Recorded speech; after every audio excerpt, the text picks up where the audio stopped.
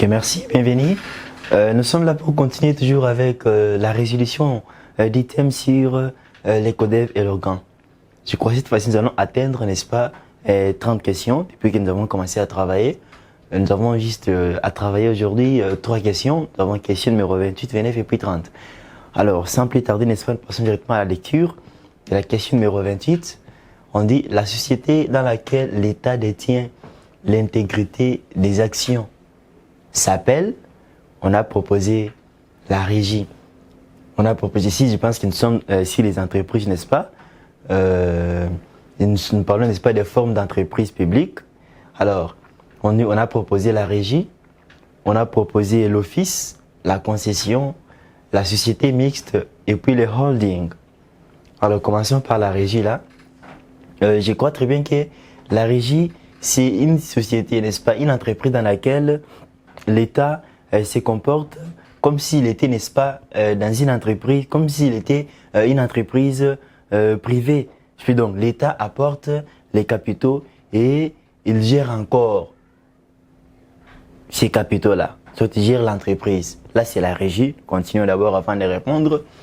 Après, nous avons l'office. L'office, c'est ressemble, n'est-ce pas, à la régie. Donc, ça appartient toujours à l'État. Mais ici, l'office a l'indépendance du point de vue administratif et financier. Alors, nous continuons. La concession maintenant, ça c'est le cas où l'État concède, n'est-ce pas, aux particuliers le pouvoir d'exploiter une entreprise dans des conditions spéciales. Nous passons encore. Pour la société mixte, ici, n'est-ce pas, c'est la société dans laquelle il y a on apporte simultanément les capitaux par l'État et puis par des particuliers. Et puis nous avons les holdings. Les holdings, c'est une société, n'est-ce pas, sans activité commerciale ou industrielle propre, mais qui est là pour gérer, n'est-ce pas, pour plutôt gérer les différentes entreprises. Alors, là, c'est les holdings. Là, vous allez voir, vous voyez clair que non? La question, n'est-ce pas, c'est la réponse plutôt, c'est l'assertion in ou la première assertion. On dit c'est la régie, parce qu'ici on dit dans la régie, n'est-ce pas, l'État apporte les capitaux et puis il assure encore la gestion. Donc la société dans laquelle l'État détient l'intégrité des actions s'appelle la régie. La question numéro 28, assertion in. Noircissons. C'est la première assertion. On noircit là.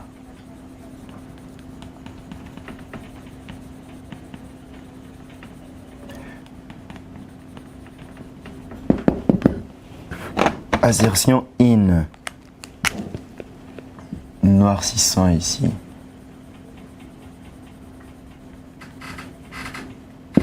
Ok.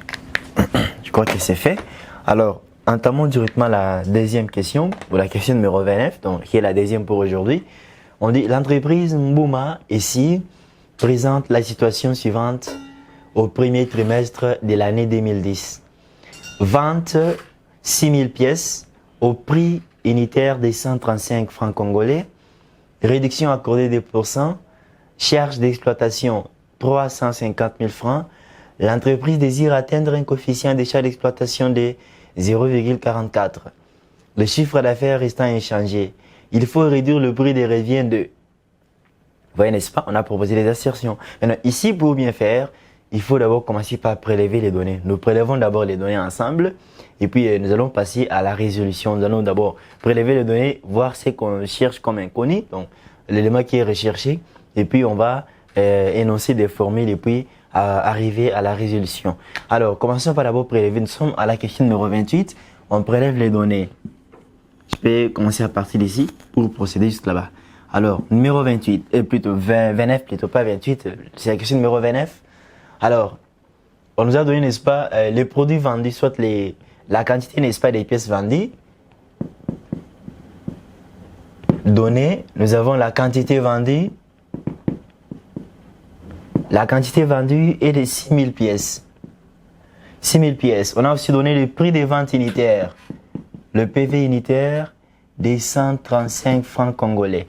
On a aussi donné, il y a des réductions, donc les réductions commerciales, bien sûr. Les Aerokib, n'est-ce pas, accordés, parce que c'est le cas de la vente, les Aerokib accordés, c'est 2%. Alors on dit les charges d'exploitation les charges d'exploitation. Je pense qu'ici, on joue avec plutôt, n'est-ce pas, on joue avec le vocabulaire chaque fois.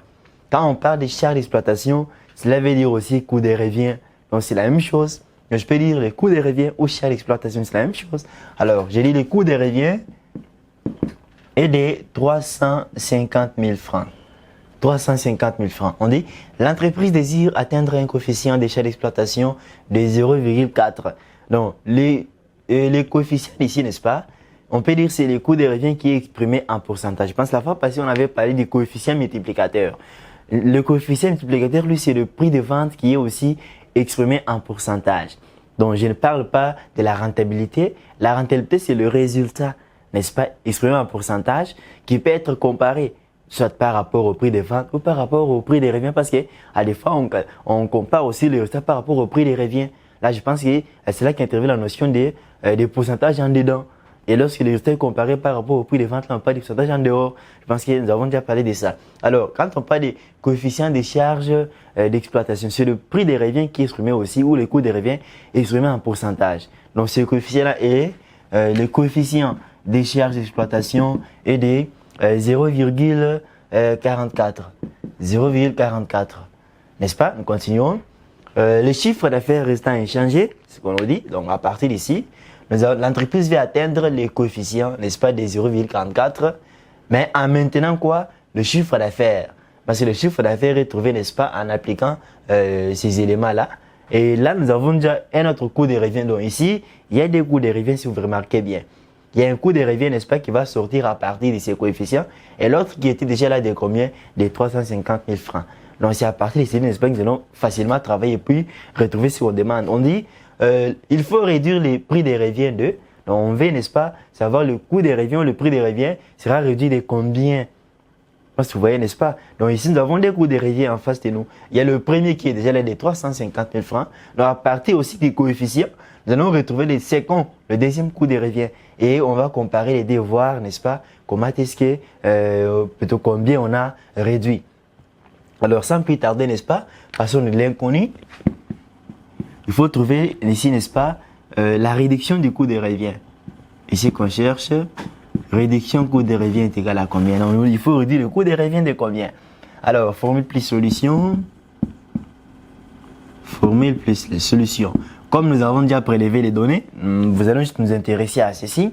Alors, je pense qu'on peut d'abord trouver le prix de vente brut. On sait que le prix de vente brut, le PV brut, n'est-ce pas, sera donné par prix de vente, n'est-ce pas, unitaire, plutôt, prix de vente unitaire multiplié par la quantité vendue. La quantité vendue. Alors, si nous remplaçons, le prix de vente unitaire est de 135 francs multiplié par la quantité vendue. La quantité de 6 000. Nous aurons combien? Frappez vos machines rapidement. Si nous prenons 135 multiplié par 6 000, ça nous donne 810 000 francs. 810 000 francs, n'est-ce pas? Et le prix de vente brut. Alors, je pense qu'on peut trouver le prix de vente net. Pour trouver le prix de vente net, PV net est égal à, n'est-ce pas, PV brut moins réduction, moins R qui va accorder, moins réduction commerciale accordée. Alors, la réduction, les réductions sont de 2%. On va convertir ces 2%. Nous allons prendre réduction, seront égales à 810 000, le prix de vente, multiplié par 2, divisé par 100. Ça nous donne combien? Frappez vos machines rapidement. Si nous prenons les 810 000, n'est-ce pas, fois 2, divisé par 100, ça nous donne 16 200 francs. 16 200 francs. Et là, le prix de vente net sera de 810 000 moins 16 200 francs. Ça va nous donner combien?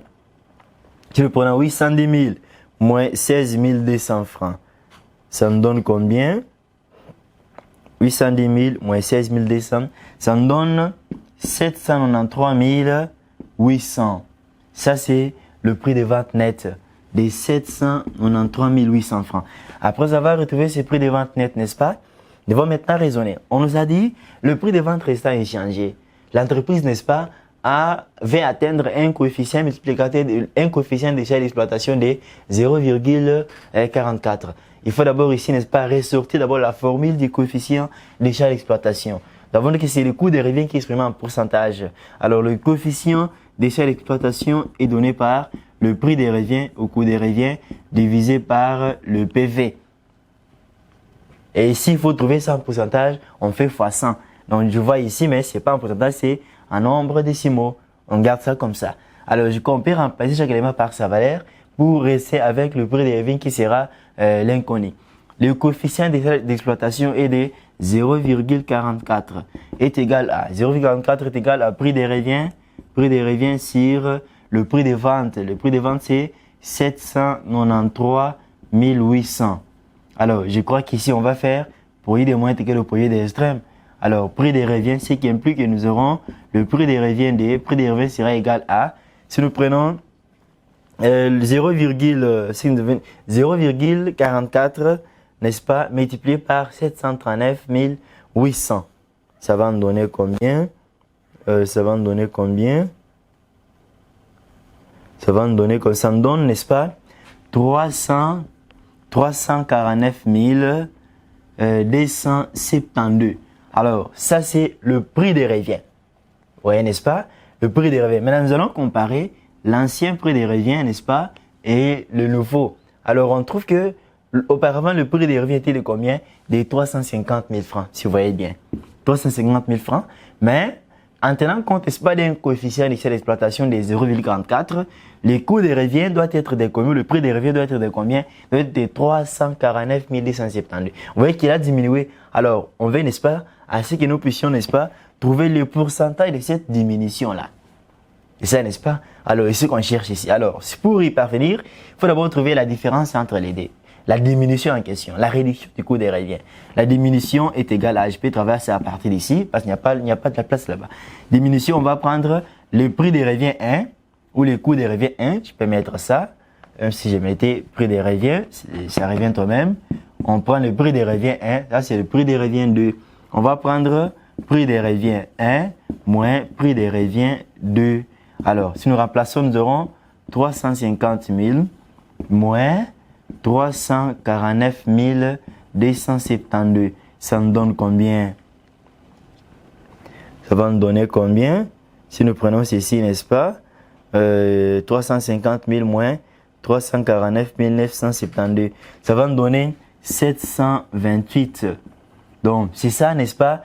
La réduction du coût des revient, c'est 728. Mais, la réponse nous est demandée en pourcentage. On veut que nous puissions trouver cette réduction-là en quoi? En pourcentage. Alors, je crois, à partir d'ici, on peut, je pense que, me suivez bien, je peux traverser à partir d'ici. Je peux le faire à partir d'ici rapidement. Nous allons prendre cette réduction, n'est-ce pas? Nous multiplions par 100, nous divisons par l'ancien, parce que c'est lui qui est comme la référence. Nous prenons 7, je peux mettre à partir d'ici. Je vais prendre 728 multiplié par 100 divisé par 350 000. Donc, c'est ce que nous allons faire ici. On ne peut pas comparer ça, n'est-ce pas, au prix des revient de parce que lui est nouveau. On va faire référence, n'est-ce pas, à l'ancien prix des revient pour voir le pourcentage de diminution. Parce qu'on a diminué sur base de celui-ci. Alors, si nous prenons ce que nous avons trouvé, 728, n'est-ce pas, multiplié par 100, divisé par 350 000, ça va nous donner 0,208. Si nous arrondissons, nous restons avec 0,2.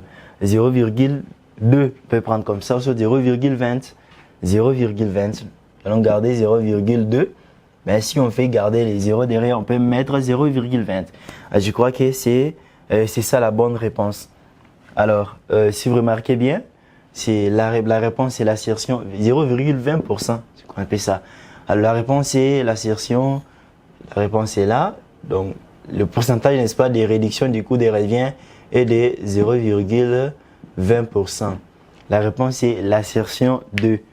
Question numéro 29, assertion 2. Je vais noircir ici.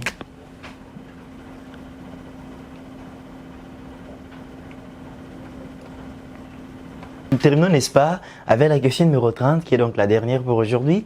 On dit, concernant le planning général d'une entreprise, indiquez la proposition liée à l'unité.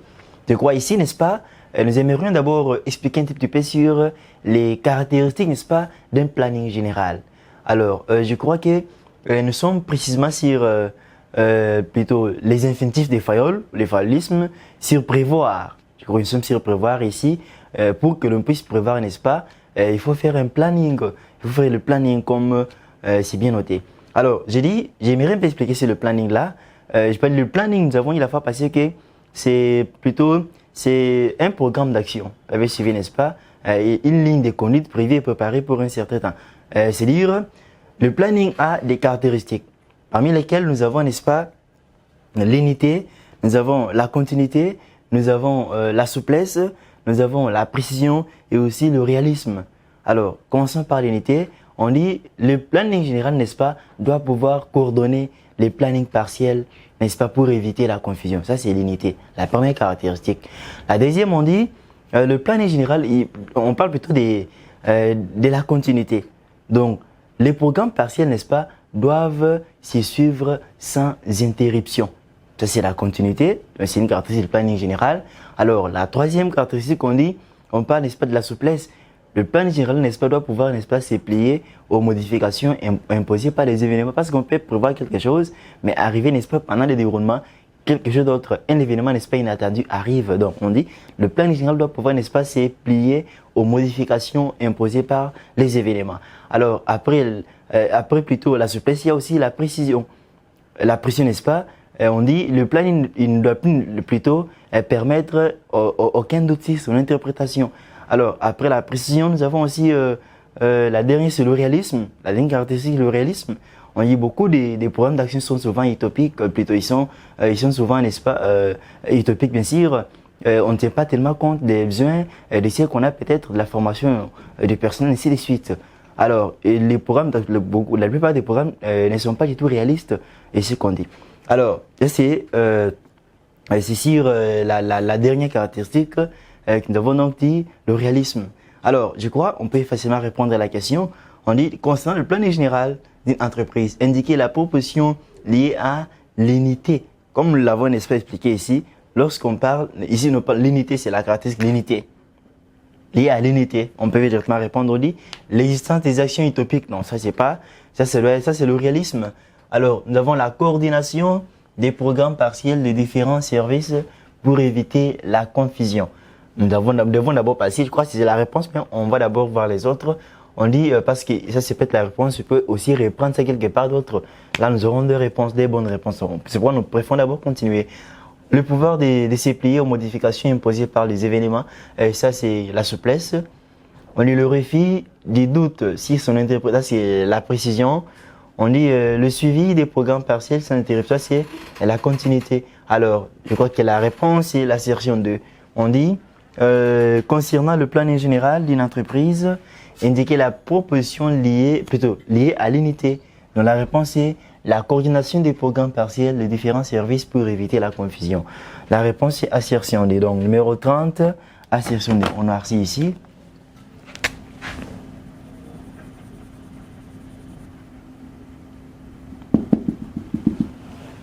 Ok, je crois avec ceci, nous avons fini la question numéro 30. Nous avons fini, n'est-ce pas, à répondre aux questions que nous avions prévues pour aujourd'hui au sujet de l'organ et les codev. Je crois ici, il y a une question de codev que nous avons répondu numéro 28 et puis les D concernent organ. Merci et à nous revoir.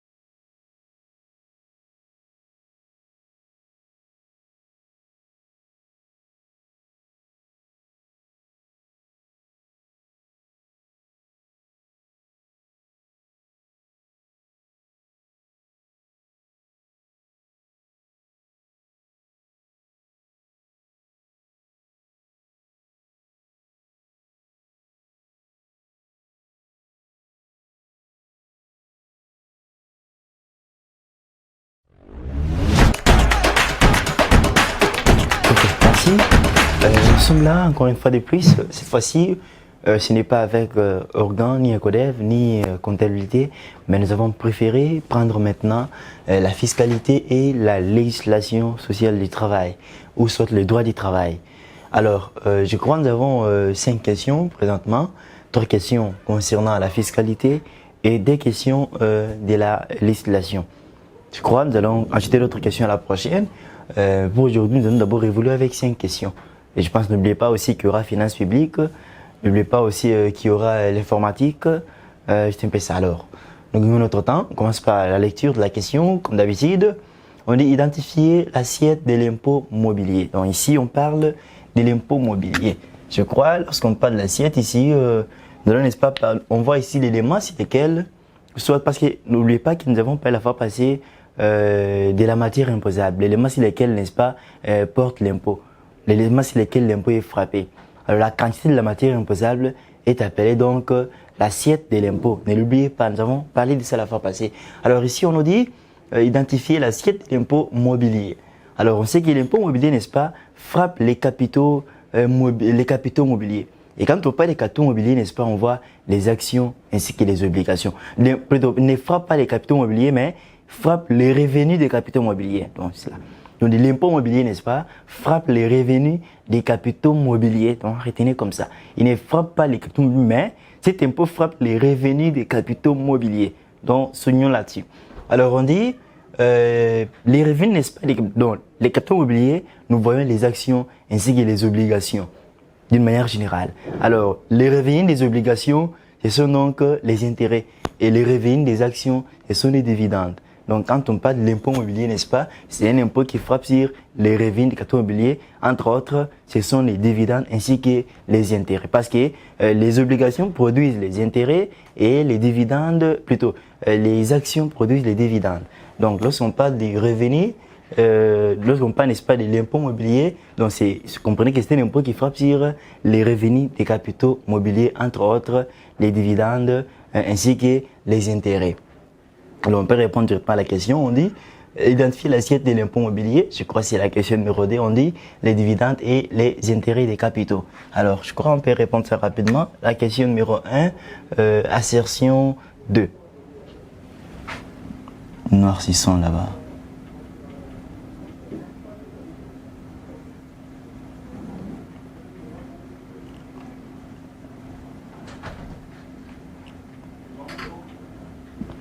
Ok, entamons directement la deuxième question.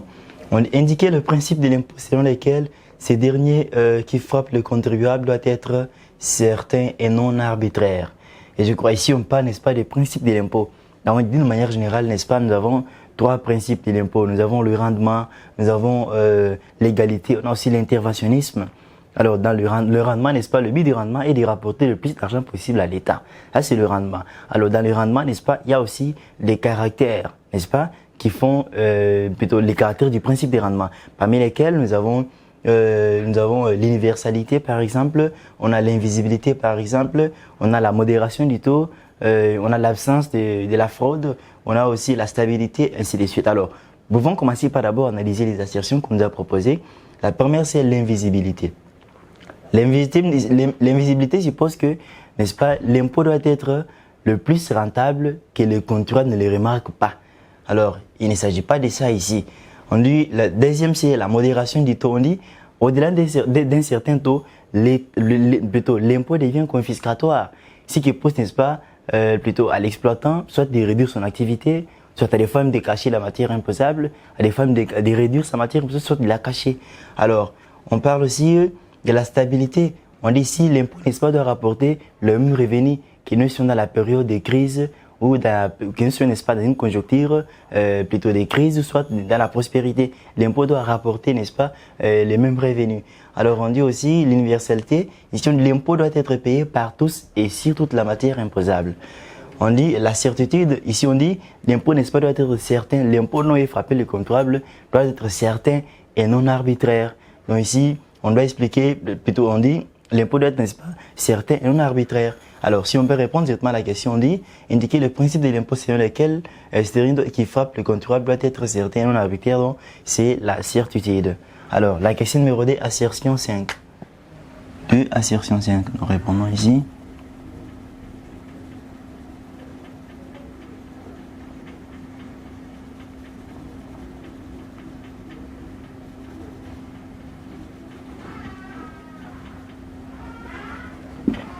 Ok, notamment directement la question numéro 3. On dit l'entité d'M a réalisé au cours, plutôt, a réalisé au mois de février les opérations suivantes. On dit achat des matériels, achat des marchandises plutôt, achat des marchandises, 320 000 francs, réparation et entretien d'équipement, 70 000 francs, vente des marchandises, 1 200 000 francs. On dit acquisition d'un camion, n'est-ce pas, d'un camion, n'est-ce pas, des transports pour le personnel, c'est 600 000 francs. Alors, on dit la TVA nette à verser au fisc, je peux tourner comme ça, au fisc au plus tard, les 15 du mois prochain et 2. Donc ici, il est question, n'est-ce pas, de trouver la TVA due. La TVA due, n'est-ce pas, la TVA qu'il faut, n'est-ce pas, verser à l'État. N'oubliez pas qu'il ne sont pas des cas de...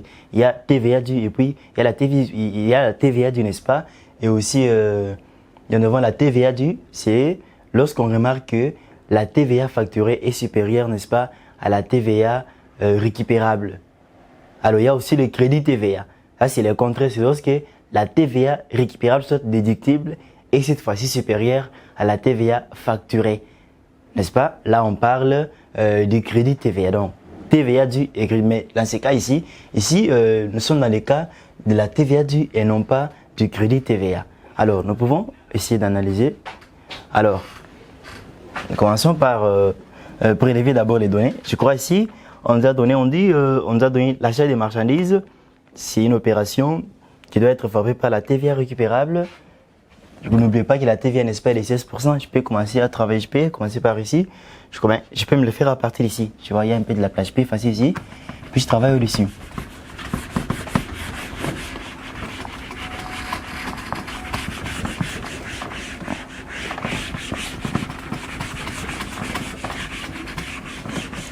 Ok, je crois que par ici, ça va. Alors, nous devons d'abord prélever, n'est-ce pas, les achats, n'est-ce pas, les achats qui vont faire ainsi qu'il y ait la TVA récupérable. Donc, quand l'entreprise achète, n'est-ce pas, qu'elle soit des marchandises, soit des services, elle doit payer une TVA qu'elle doit récupérer. La TVA récupérable soit déductible. Alors, nous avons l'achat des marchandises. Achat des marchandises, c'est une opération qui doit être frappée par la TVA, mais une TVA que l'on doit récupérer, c'est 320 000 francs. 320 000 francs. Nous avons aussi quoi? La réparation, entretien d'équipement, 70 000 francs. Nous avons la réparation, ça a pris 70 000 francs. Il y a aussi quoi? Nous avons aussi la vente des marchandises. Ça, c'est une personne qui est frappée. Ça, c'est la TVA facturée, n'est-ce pas? Donc, l'entreprise va facturer la TVA. Après avoir facturé, elle va d'abord récupérer sa TVA qu'elle avait déjà payée. Vous avez suivi, n'est-ce pas? Puis, le reste, là, est à payer TVA due ou TVA net à verser au fisc. Alors, parce que lorsque l'entreprise fait des achats, n'est-ce pas, elle paye aussi la TVA.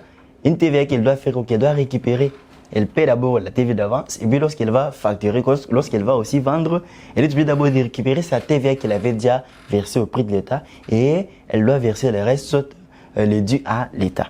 Alors, je crois, nous allons prendre, d'abord, je prends du côté, n'est-ce pas, des achats ainsi que des services dont l'entreprise est bénéficiaire. Nous avons entretien d'équipement, 70 000 francs. La vente de marchandises, non. Ici, l'entreprise a facturé acquisition d'un camion pour le transport du personnel. N'est-ce pas? Acquisition du camion, c'est combien? 600 000 francs. Alors, si nous allons faire la sommation, je crois ici nous avons, n'est-ce pas, 390 000. Ça va nous donner, n'est-ce pas, 990 000 francs.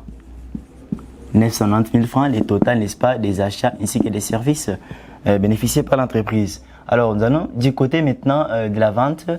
La vente, je crois, c'est 1 200 000 francs. Nous avons la vente, nous avons 1 200 000 francs. Alors, il nous faut d'abord trouver ici la TVA facturée, donc la TVA récupérable d'abord. La TVA récupérable. La TVA récupérable, on sait que la TVA est de 16%. Nous allons prendre 990 000, on prend les achats, n'est-ce pas? Les achats de marchandises et des services, multipliés par 16, divisé par 100. On peut supprimer, on simplifie, ça va nous donner que nous restons avec 9 900 fois 16. Nous frappons directement la machine, on peut frapper la machine rapidement. 9 900 multiplié par 16 fois 16, ça nous donne 158 400 francs. Là, c'est la TVA récupérable, la TVA appelée aussi la TVA déductible. Alors, nous prenons aussi le deuxième cas, c'est le cas des ventes. La vente marchandise, là, nous aurons la TVA facturée. Vente, nous allons prendre 1 200 000, n'est-ce pas plutôt? Je parle de la TVA facturée, pas la vente. La TVA facturée, je pense que vous me suivez bien. TVA facturée. Nous allons prendre 1 200 000 francs fois 16 divisé par 100. Ça va, on simplifie encore. Nous restons avec 12 000. 12 000, on prend, n'est-ce pas? 12 000 fois 16. Ça va nous donner 190 000 francs. 190 000 francs, c'est la TVA facturée. Alors, l'entreprise, n'est-ce pas, a facturé la TVA de 190 000. Elle, d'abord, avait payé en avance une TVA de 158 400 francs.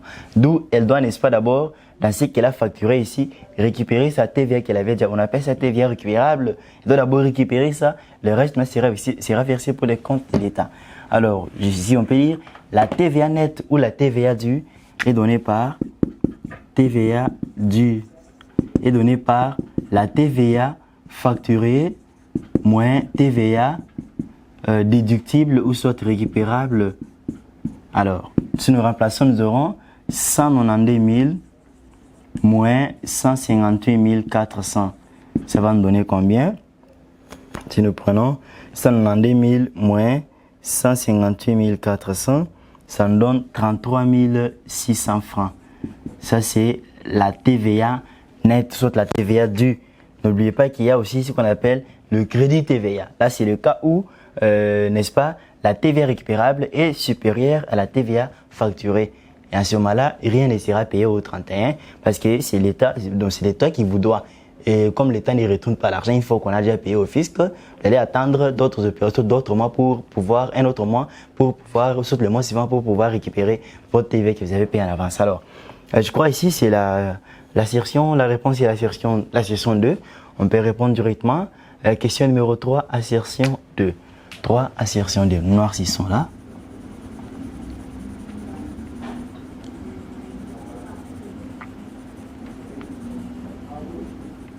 Donc, assertion 2. Alors, pouvons directement entamer la question numéro 4. On nous dit un cadre d'une entité de la ville engagée à durée indéterminée et dont le gain horaire est de 4 000 francs, dont les gains horaires, donc par heure, on dit son appointement sera augmenté de 166 400 francs après une ancienneté de. Je pense que là, vous voyez, c'est très clair. Ici, nous sommes déjà en législation, bien sûr. Nous sommes sur la rémunération. N'oubliez pas, on dit que la rémunération, n'est-ce pas, de tout travailleur augmente, n'est-ce pas, d'1% après une année. Après chaque an, n'est-ce pas, la rémunération augmente d'1%. Après une année, elle augmente d'1%. Alors, je crois, je pense bien que vous avez déjà noté ici, je peux effacer et puis continuer soit à travailler la question numéro 4. Alors, si il y a d'abord de la place en dessous, je peux travailler ici, par là, en attendant que vous puissiez aussi voir bien la question numéro 3 que nous avons répondu. Alors, on nous dit bien, on a donné, je peux d'abord commencer par prélever les données. On dit un cadre dont le gain horaire, le salaire horaire. Le salaire horaire est de combien? Nous sommes à la question numéro 4. Le salaire horaire est de 4 000 francs. 4 000 francs congolais. On dit son appointement sera augmenté de 16. Ici, c'est dit à l'augmentation. L'appointement sera augmenté de 166 400 francs après une ancienneté de. Ouais, n'est-ce pas? On dit son salaire, n'est-ce pas, sera augmenté de ce montant ici après une ancienneté de. On a proposé des assertions, 12 ans, 18 ans, 20 ans, 22 ans et puis 24 ans. Alors, nous pouvons ici trouver d'abord la rémunération, sur le salaire mensuel de ce travailleur. À partir du salaire horaire, on peut trouver le salaire, peut-être la rémunération mensuelle. N'oubliez pas qu'ici nous allons appliquer, n'est-ce pas, les principes, soit plutôt les règles, bien sûr, de l'ancien code du travail qui nous dit, si nous vérifions bien, il n'y a aucune précision qui montre que c'est une entreprise qui travaille selon la semaine anglaise. Automatiquement, nous allons prendre ça à la semaine non anglaise. C'est la première des choses. C'est pour dire que nous allons travailler avec 8 heures, n'est-ce pas, des services. Ça, c'est souvent l'ancien code du travail parce que le nouveau code du travail définit 9 heures 9 heures par jour, mais l'ancien code définit 8 heures par jour selon la semaine non anglaise. Alors, je crois nous allons appliquer la règle plutôt de l'ancien code d'ici. Parce que nous allons appliquer le nouveau code, je ne crois pas que nous allons trouver la réponse. Parce que c'est ça, avec ce genre de questions, on continue encore à les poser suivant l'ancien code de travail. Alors, nous allons prendre, pour trouver le salaire mensuel, nous allons d'abord trouver le salaire journalier, bien sûr. On sait que nous sommes chez le non anglais. Le salaire mensuel sera égal à, nous allons prendre ce salaire horaire, multiplié par le nombre d'heures par jour, c'est 8 heures, n'est-ce pas? 8 heures, c'est 8 heures bien sûr. Multiplié aussi, à partir d'ici nous avons le salaire journalier, multiplié par le nombre de jours, n'est-ce pas, chez les non anglais, c'est 26 jours par mois. 26 jours par mois, donc on prend 30 jours, moins 4 dimanches, on reste avec 26 parce qu'il travaille du lundi jusqu'au samedi, à 8 heures, à raison de 8 heures par jour. Ce qui est différent, n'est-ce pas, avec ceux qui travaillent la semaine anglaise, ils travaillent 5 jours, mais à raison de 9 heures par jour, donc ils s'arrêtent le vendredi. Ils travaillent du lundi au vendredi, c'est les semaines anglaises. Non anglais, c'est du lundi au samedi à 8 heures par jour.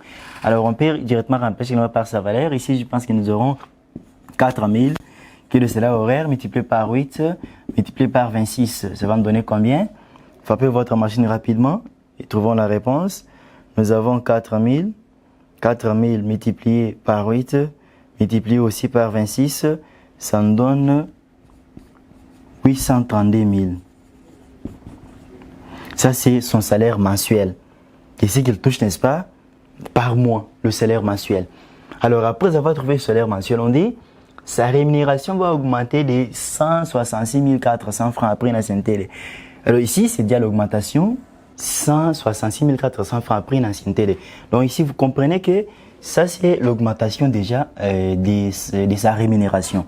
Alors, or, on sait que la rémunération augmente d'1% après chaque année. Comme nous avons déjà la rémunération ici, on peut, n'est-ce pas, trouver le 1%. L'augmentation, on dit que la rémunération augmente d'1% après chaque année. Alors, on peut directement trouver cette augmentation-là. Nous avons augmentation est égal à 1%, n'est-ce pas, après chaque année. On peut trouver ces 1%. On va prendre 832 000 fois 1 divisé par 100. Donc, on peut directement simplifier. Ça va nous donner combien? Et donc, ici, nous avons 8320. 8320 francs. C'est ça, n'est-ce pas, l'augmentation après chaque année. Après chaque année, n'est-ce pas, la rémunération doit augmenter de 320 000 francs. Or, ici, on montre que la rémunération est déjà au niveau de combien? Elle est déjà au niveau de 166 400 francs. Je crois que j'enlève un peu ça pour pouvoir travailler. 100, n'est-ce pas, 66 400 francs. On sait que une année est égale, je peux dire, 8320 est égal à une année. Vous voyez, n'est-ce pas? Maintenant, 166 400 francs est égal à combien d'années? C'est la question. Là, nous sommes déjà devant la proportion. Je pense qu'on peut tirer 8320 sur 166 400 est égal à 1 sur x. Ici, on va faire produit de moyenne égal au produit des extrêmes. Donc, ceci va nous donner, n'est-ce pas, 8320x qui est égal à 166 400. X sera donné par 166 400, n'est-ce pas, divisé par 8320. Ça nous donne combien? Frappez votre machine rapidement. Nous prenons 166 400 divisé donc par 8320. Ça va nous donner 20. Nous avons 20. Nous avons 20. Ok, c'est ça. Nous avons 20 ans. Donc la réponse c'est l'assertion 3. Assertion 3, 20 ans. On peut prendre la question numéro 4, question numéro 4 bien sûr. Assertion 3.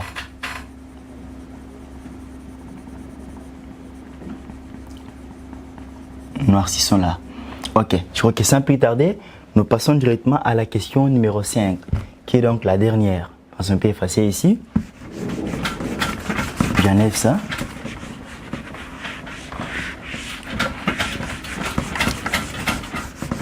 Bien, c'est parti. Je laisse la question numéro 4. Ça peut aussi vous permettre de bien la visualiser. Alors, je crois, nous pouvons directement passer à la question numéro 5. On dit quoi? Monsieur Charon, aide comptable à Western Union, touche 10 200 francs par jour. Il meurt et laisse une veuve et des enfants. On dit, sachant que la rente viagère globale payée à la famille restreinte est de 170 380 francs. On dit, le nombre d'enfants ayant droit correspond à, je crois ici, nous sommes sur la réparation, n'est-ce pas, des risques professionnels. N'oubliez pas que nous sommes dans le cadre des services couverts par la CNSS, bien sûr. Et parmi ces services, nous avons les allocations familiales, nous avons les risques professionnels et aussi les risques non professionnels. Alors, nous sommes sur les risques professionnels ici. Je crois, là-bas, on distingue un peu plusieurs cas. On distingue un peu le cas d'accident, plutôt les cas d'incapacité temporaire, cas d'incapacité permanente. Je crois, il y a aussi le cas d'accident mortel. Je crois, avant que l'on puisse, n'est-ce pas, parler de ces cas-là, on parle aussi des risques professionnels, on parle des accidents de trajet, accidents de travail et aussi maladies professionnelles. Et je crois, pour les réparations, n'est-ce pas, il y a le cas, n'est-ce pas, d'incapacité temporaire, comment est-ce qu'on peut réparer ça? Les cas d'incapacité permanente, comment est-ce qu'on peut réparer aussi ça? Il y a aussi les cas d'accident, n'est-ce pas, d'accident mortel. C'est un peu ça. Ici, nous sommes sur le cas d'accident. Comment est-ce qu'on répare le cas d'accident mortel? N'est-ce pas, nous sommes précisément dans les risques professionnels, les services couverts par la CNSS. Alors, en cas d'accident mortel, n'est-ce pas, on dit que la veuve va toucher ce qu'on appelle la rente viagère, donc pour toute sa famille. Cette rente viagère est de 20% de la rémunération de son mari. Et les enfants, n'est-ce pas, vont toucher 15% des rentes viagères aussi, et c'est là par enfant. Donc, les 15% de la rémunération de leur père toujours, et c'est là par enfant. Alors, si nous pouvons, mais on nous dit que la famille a une rente viagère de combien? De 170 380. Alors, je crois que si nous voulons prélever les données, n'est-ce pas, on a donné donc la rémunération, le salaire journalier. Donné une somme à la question numéro 5, bien sûr. On a donné le salaire journalier de 10 200 francs. 10 200 francs, on dit par jour, il meurt et laisse une veuve et des enfants. Alors, on dit la rente viagère de la globale, n'est-ce pas, de la famille, la rente viagère de la famille, rente viagère de la famille ou la rente viagère totale est de 170 380.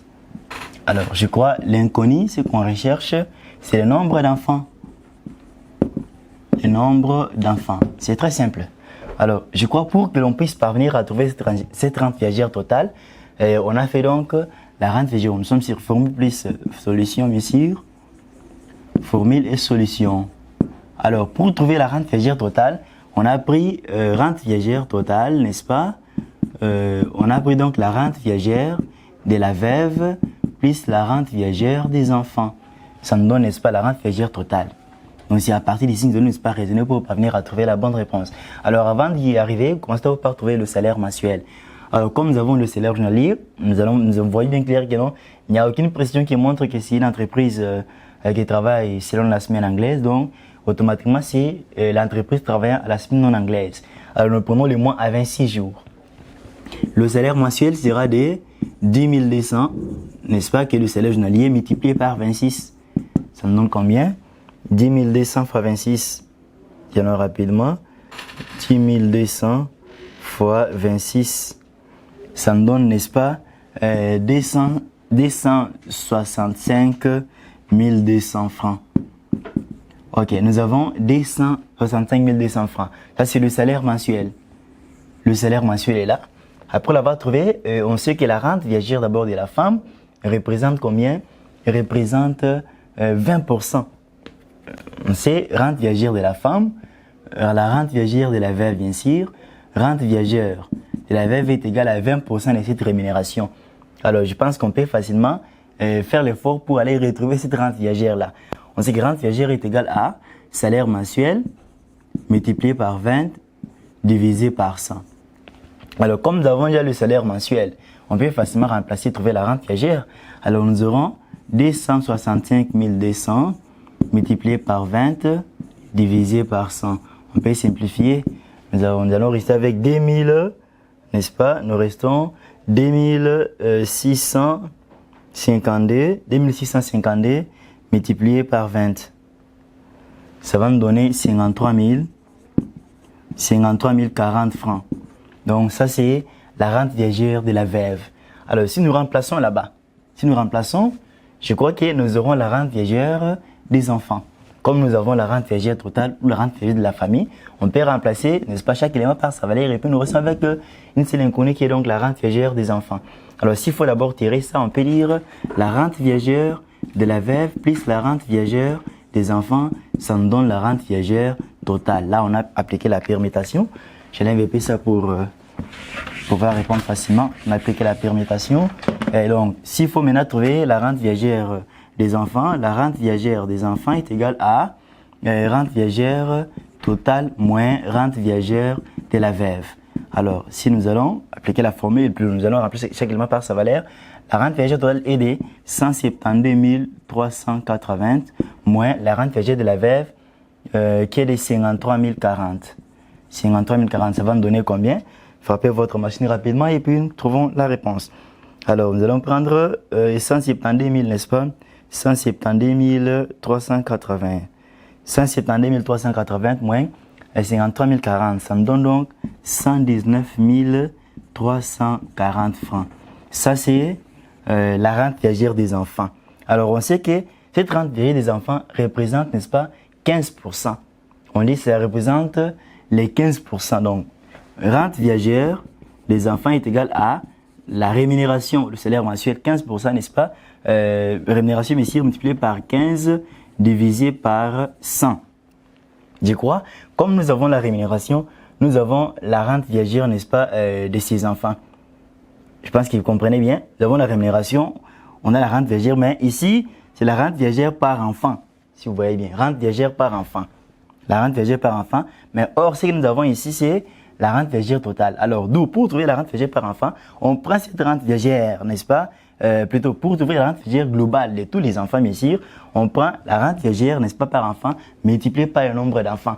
Donc, à partir d'ici, on prend ici multiplié par le nombre d'enfants, qui est donc X. Je crois que vous voyez bien clair. On prend la rente viagère par enfant, on multiplie par le nombre d'enfants, n'est-ce pas? On trouve la rente viagère totale. Je crois à partir d'ici, si nous allons appliquer d'abord, je pense que nous aurons rente viagère des enfants est égale à rémunération. Nous aurons rémunération, n'est-ce pas? On peut remplacer directement. Je crois que nous avons la rémunération qui est de combien? La rémunération que nous venons de trouver est de, je crois que c'est quelque part, nous avons trouvé, ok, c'est 265 200 fois 15, n'est-ce pas? Sur 100, n'est-ce pas? Fois X. Je crois que si nous pouvons aussi remplacer cette rente viagère. Parce que ça, c'est... Alors, à partir d'ici, nous appelons ça la rente viagère, n'est-ce pas, de tous les enfants. Ici, c'était rente viagère par enfant. Donc, si on enlève X, c'est rente viagère par enfant. Mais si on ajoute fois X, donc fois nombre d'enfants, là, c'est la rente viagère de tous les enfants. C'est la rente que nous avons ici. La rente viagère de tous les enfants. Alors, si nous pouvons remplacer cette rente viagère, n'est-ce pas, de tous les enfants, par sa valeur, je pense que nous restons avec le nombre d'enfants qui est X, que nous allons facilement retrouver. Alors, si nous y allons, nous aurons à trouver, n'est-ce pas, je peux travailler ça à partir de là, je peux travailler ça à partir d'ici.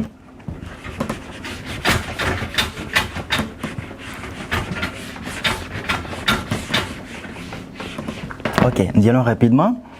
Nous aurons, nous remplaçons ici par sa valeur, n'est-ce pas? Parce que ça représente, si nous avons déjà multiplié par X, donc ça représente la rente viagère totale. Si nous allons X ici, ça représente la rente viagère par enfant. Alors, nous pouvons y aller rapidement. On remplace celui-ci par sa valeur. Celle que nous avons ici, comme on parle de la rente viagère de toute la famille, donc c'est la rente viagère de tous les enfants ici. Alors, nous aurons remplacé, nous aurons 119 340, n'est-ce pas, est égal à 200, là on peut directement appliquer, est égal à 265 200, n'est-ce pas, fois 15, on peut directement faire monter ça, fois X, divisé par 100. Si on peut simplifier, ok, nous restons avec 119 340, ce qui est égal à 2652 fois 15 fois X. Alors, je crois ici, si nous allons d'abord calculer ici, nous avons 2652 152 fois 15 fois x, ça me donne donc, nous aurons 119 340 est égal à 39 780 x.